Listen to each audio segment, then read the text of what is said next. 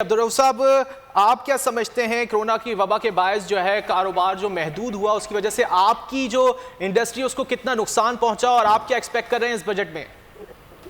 इसकी वजह यह है कि जब हमने गरीबों के लिए बजट बनाना यह है कि जी जीडीपी रेशो हमारा बढ़ गया है, इंडस्ट्री में हम ग्रोथ कर गए हैं, जी सीमेंट सेक्टर उठ गया है। देखें आप, ये गरीबों के लिए बजट के लिए किसी ने बात नहीं की अभी तक।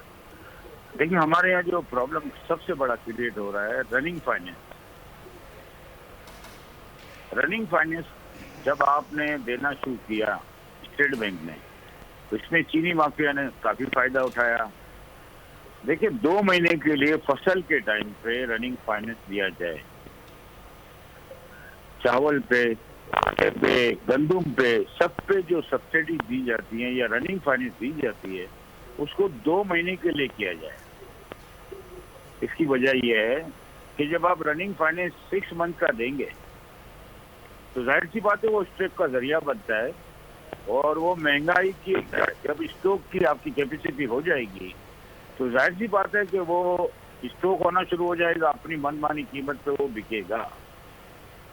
दूसरी बात जो हम चाहते हैं कि इस इंपोर्ट बजट में रनिंग फाइनेंस पे तवज्जो दी जाए कि 2 महीने फसल के टाइम पे दी जाए।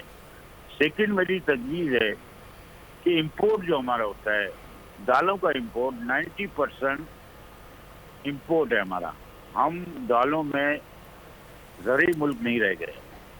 हमारा 10% दालों में जो अचीव होता है ज़रूरी लेकिन आई जाती है। तमाम दालें इंटरनेशनल मार्केट से हम टच हो चुके हैं और इंटरनेशनल मार्केट से हम चल रहे हैं। हमारे यहाँ सिस्टम क्या है कि जब इंपोर्ट परमिट दिया जाता है तो ये नहीं देखा जाता कि हमारी कैलकुलेशन क्या है, इस दाल की कितनी डिमांड है इस पाकिस्तान में। इस तरह आईपी इंपोर्ट परमिट इशू किया जाए ताकि वाफिर मिकदार में जो माल आ जाता है फिर यहाँ ताजे बरादरी भी नुकसान करती है और हमारा ज़र मुबादला भी ज़ाया होता है। थर्ड मेरी ये बात है कि यूटिलिटी स्टोर जमाने से कायम है। आप ये देखें कि होलसेल बाजार से 30% अप, यानी उससे 20% महंगा माल वो यूटिलिटी स्टोर पे बिकता है। एक चीनी दे देते हैं, 4 घंटे पे रश पे चीनी दी जाती है, 1 किलो चीनी दी जाती है, 75% चीनी बाजार में फरोख्त हो जाती है और 25% वो लाइन लगा के देते हैं। यूटिलिटी स्टोर एक सफेद आती है, उसको फौरी बंद कर दिया जाए। ठीक है अब्दुल रऊफ साहब, आपका पॉइंट आ गया। फैसल साहब क्या कहेंगे आप इनके पॉइंट पे, इन्होंने जो तजावीज़ पेश करी हैं? देखिए जो मामला है बीज की कीमतों की वजह से महंगाई का, इसको हुकूमत की रियलाइजेशन और ताजिर बिरादरी और होलसेलर्स और जो भी कैटेगरी है उस साइड पर उनके साथ बैठकर एक फार्मूला तय करना पड़ेगा। उसकी वजह यह कि 70 सालों से जो बीच का आदमी वो प्रॉफिट बना रहा है, और ये जो यूटिलिटी स्टोर का एग्जांपल दे रहे हैं पूरे पाकिस्तान में, हमने फुटेज पे देखा, खबरें बहुत चली कि लाइनें लगी हुई, 1-1 किलो शनाख्ती कार्ड देखकर चीनी दी जा रही है।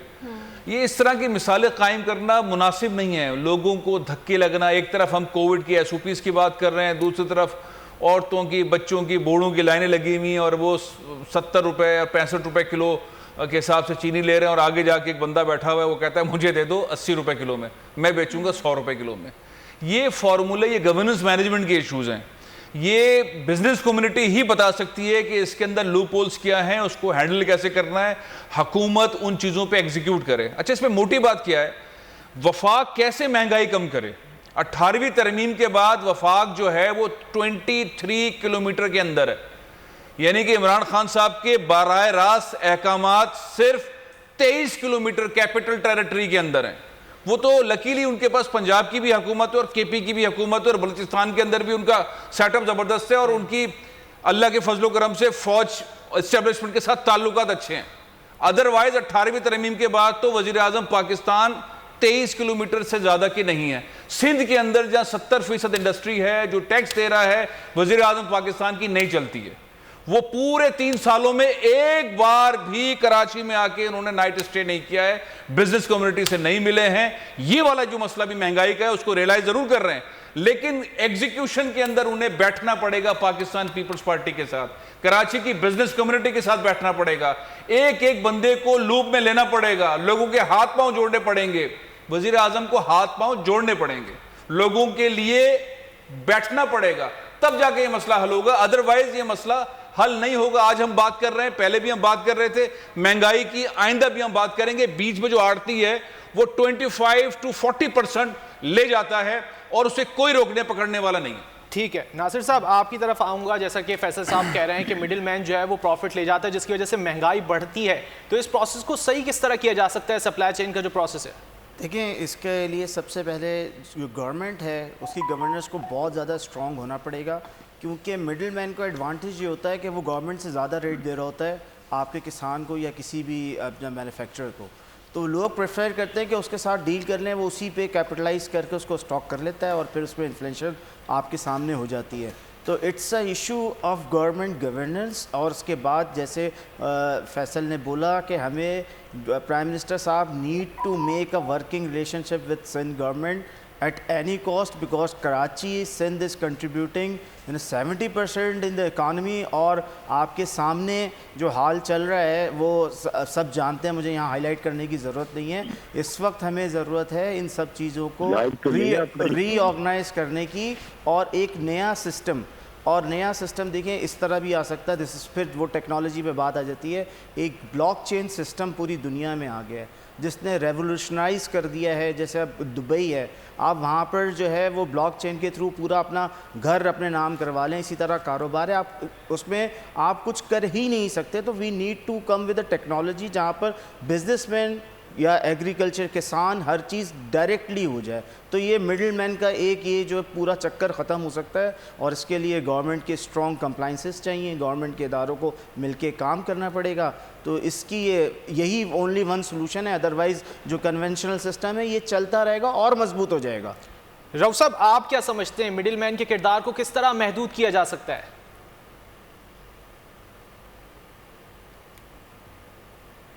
तबका है, एक जमींदार है, वो बड़ी ताकतवर है, और तीसरी जो मिडल मैन है वो किरदार अदा करते हैं। देखें चीनी में भी यही हुआ, दालों में भी मिडल मैन का किरदार है।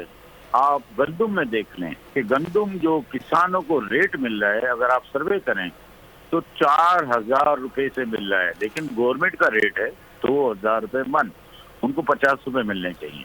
लेकिन यही मिडल मैन आते हैं और फिर यही लोग आगे जाके 10 रुपए किलो 15 रुपए किलो महंगा बेचते हैं। दूसरी बात करता हूँ कि सब्सिडीज जितनी भी हैं उसको खत्म कर दिया जाए। शुगर पे, ऑयल पे, वीट पे, राइस पे, सब सब्सिडीज खत्म कर दी जाए। सब्सिडीज का मतलब होता है कि आवाम को रिलीफ मिले। अब सवाल ये आता है कि ये जब हम खत्म कर दें तो गरीबों तक ये रिलीफ कैसे पहुंचे?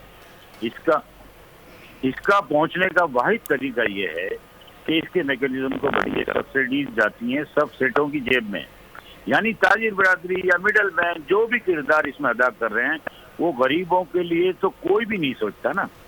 और दूसरी बात ये है कि ये पहुंचे कैसे, तो इसका एक ही मैकेनिज्म बन सकता है कि होलसेल बाजार से 50% पे राशन कार्ड इशू किए जाएं, नादरा से डेटा लिया जाए ताकि गरीबों को सस्ता राशन मिल सके। उसमें 50% डिस्काउंट पे वो कार्ड इशू किया जाए ताकि गरीबों को ये सब्सिडी गरीबों तक पहुंचे। ये डायरेक्ट सब्सिडी का सिस्टम खत्म कर दिया जाए। लेकिन अब्दुल रऊफ साहब, उससे सिर्फ महदूद लोग ही इस्तेफादा कर सकेंगे।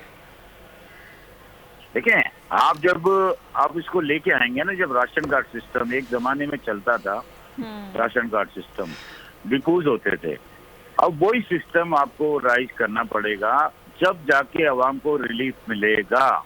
नहीं तो यही किरदार चलते रहेंगे। ये सब्सिडी नाजायज इस्तेमाल होती है, जिससे ये सब्सिडी जितना पैसा पाकिस्तान का है वो चंद अमीर होते हैं, गरीब गरीब तर होता जा रहा है। हमें बजट सजा दिया है, ये मेरा किला है, शिकवा है। और महंगाई को कंट्रोल का वाहिद रास्ता यही है कि इसको सब्सिडीज को, तमाम सब्सिडी जो डायरेक्ट है उनको खत्म कर दिया जाए। आवाम को रिलीफ पैकेज मिलना चाहिए।